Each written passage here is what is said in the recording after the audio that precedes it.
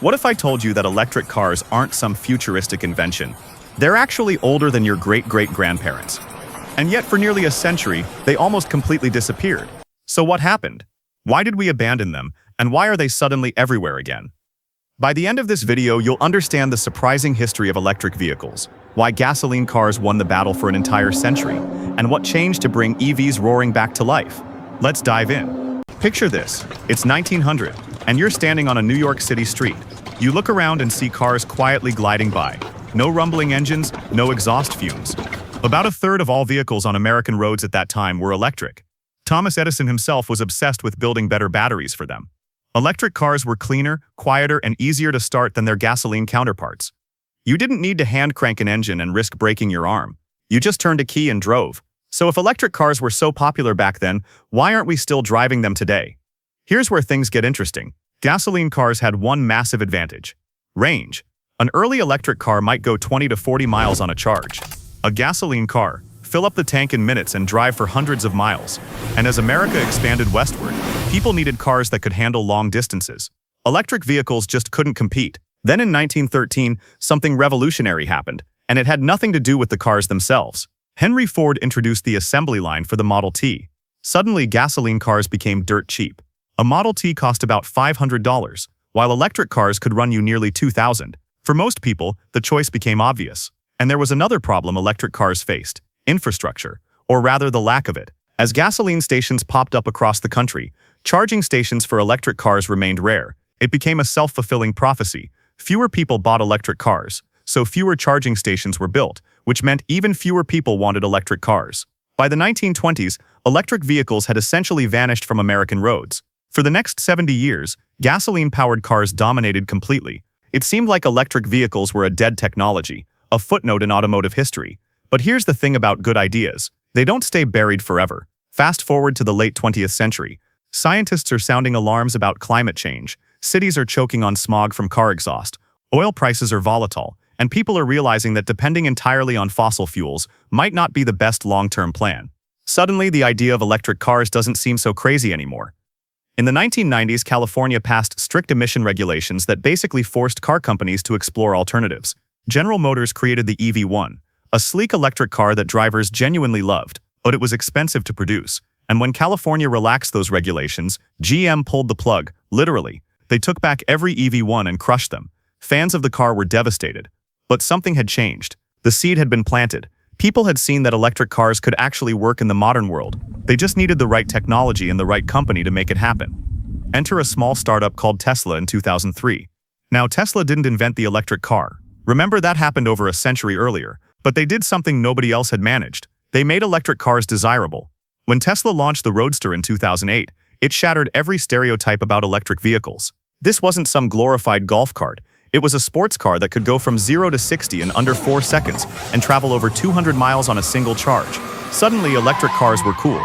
But Tesla did something even more important than building fast cars. They focused on solving the battery problem. See, the reason electric cars failed in the early 1900s was battery technology.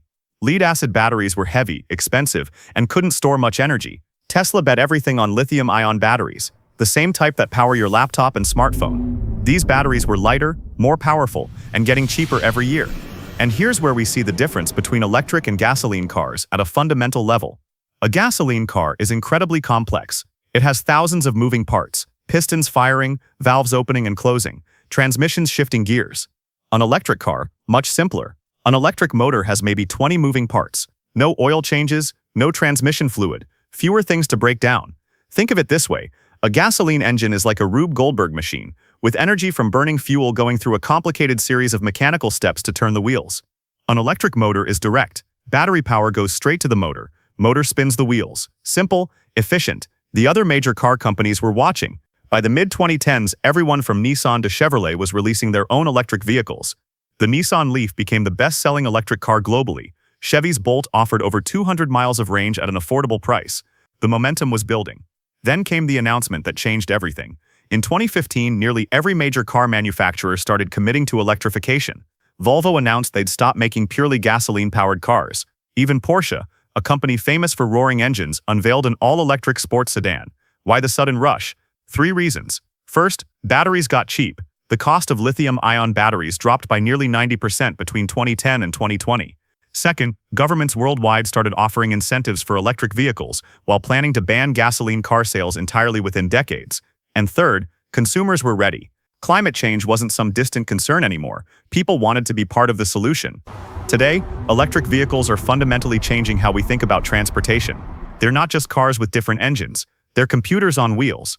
Over-the-air updates can improve your car's performance while you sleep. Autopilot features are getting smarter. And because electric motors deliver instant torque, even affordable EVs can accelerate faster than many sports cars. The charging infrastructure that killed electric cars a century ago, it's finally here. Hundreds of thousands of charging stations dot the landscape, and that number grows every month. Some new EVs can add 200 miles of range in just 15 minutes of charging. But let's be honest, challenges remain. Charging still takes longer than pumping gas. Batteries lose capacity over time. Mining the materials for batteries has environmental costs of its own. And in many places, the electricity powering these cars still comes from fossil fuels. Yet the trajectory is clear. Battery technology keeps improving.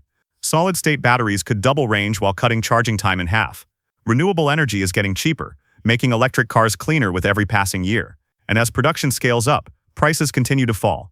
So here we are, more than a century after electric cars first appeared, finally circling back to an idea that made sense all along.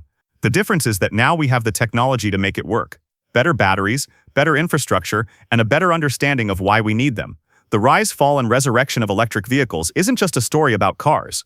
It's a story about how the best solution doesn't always win immediately, how infrastructure shapes our choices, and how sometimes we need to look backward to move forward. The next time you see an electric car silently cruise past you on the street, remember, you're not looking at the future. You're looking at the past, present, and future all at once, and that's pretty incredible. If you found this story as fascinating as I did, hit that like button and drop a comment telling me what you think will power our cars 50 years from now. And if you want more stories about how technology shapes our world, subscribe and stick around. Thanks for watching, and I'll see you in the next one.